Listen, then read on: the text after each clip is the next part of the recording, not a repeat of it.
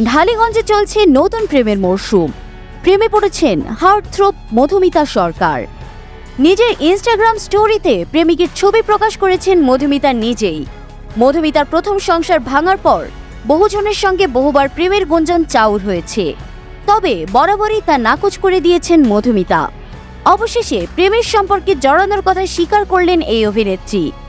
Instagram স্টোরিতে post করা যুবকটি তার প্রেমিক।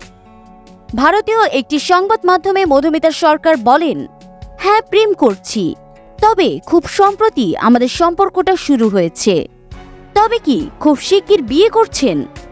এই প্রশ্নের জবাবে মধুমিতা বলেন, সবে প্রেমের শুরুটা হয়েছে, বিয়ে নিয়ে এখনো কিছু ভাবিনি।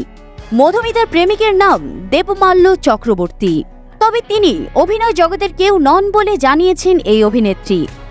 ইনস্টাগ্রাম স্টোরিতে ছবি পোস্ট করেছেন মধুমিতা।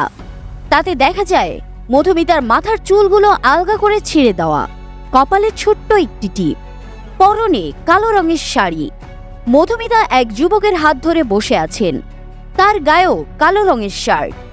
এরপর থেকে শুরু হয়েছে মধুমিতার প্রেম জীবন নিয়ে চর্চা।